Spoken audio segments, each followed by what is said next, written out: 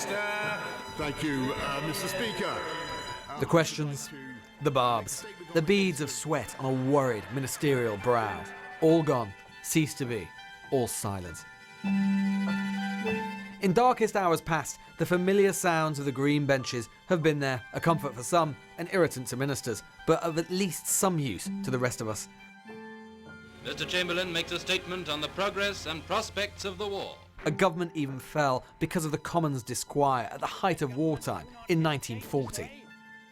But in the middle of this crisis, they've been in recess, and in any case unable to meet for reasons of public health. They're due to return on April the 21st, we're told, in some digital form, but no one knows how that will quite work yet. There's been a great deal of innovation for select committees. They're now holding virtual hearings, and they do also have the ability now to invite members from other select committees to sit in on that. So I think the time now is to extend that more widely to the rest of Parliament, because it is important that ministers can be questioned not only by the new leader of the opposition and his team, but also very many members of Parliament will bring individual cases and examples from their constituencies, and it's really important that they have the chance to do that in public, not just by submitting written questions. Now I want to take some questions. In its place, the power of the podium, the scrutiny of the press through a webcam. But beyond their information function, few are satisfied that they work alone, that questions aren't being answered, and perhaps the right questions aren't always put. We've seen probably more select committee sittings during this recess than in any previous recess that I can remember. And they've moved really fast to try to do video links and enable MPs to participate from their constituencies or wherever they are, so that that scrutiny can continue. What we've been missing are the parliamentary questions, those set pieces in the chamber where ministers can give statements and be held to account.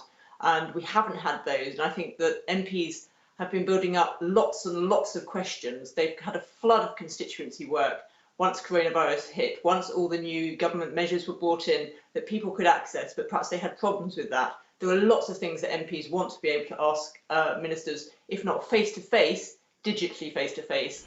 We now come to the urgent question. If Parliament had been sitting, it's easy to imagine that day after day we'd have seen this, urgent question after urgent question, on testing, on care homes, on furloughing, you name it. As it is government which sets the agenda. Sometimes nothing compares with the bear pit and white heat of the House of Commons. The ability to ask questions under parliamentary privilege and to put ministers on the spot with that obligation upon them not to mislead those they're speaking to is crucially important.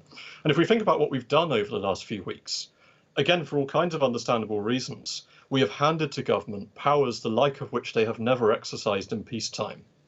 They've been handed extraordinary emergency powers. They are being asked to make decisions which will determine whether people live or die, which will determine the extent and the location of economic damage. And it is absolutely crucial that entrusting them with that power is balanced by procedures for holding that power to account. As it is, we have an opposition forced to resort to Twitter threads and letters to try and do what they can. And then there's the centre of it all, what's happening in number 10 Downing Street.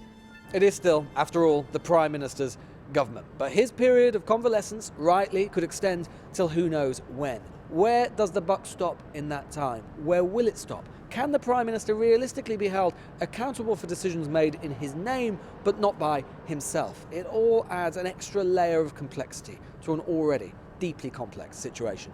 And it's more complicated because we've started to think about the Prime Minister in an increasingly presidential way. Historically, actually constitutionally, this isn't particularly difficult because power resides in the cabinet.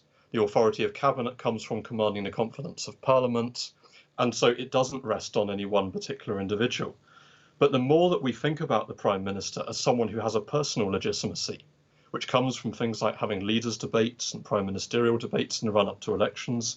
It comes from the way that party leaders are now elected by their memberships. Suddenly it does actually matter if that one individual who has a particular legitimacy isn't there. So again, it's a new constitutional problem. Order! None of this is easy for ministers, but if the scrutiny we're used to can find a way to re-emerge, they might find it helps rather than hinders their endeavours. As this crisis lingers and changes, as it moves from acute to chronic, Our parliamentary democracy must mutate with it.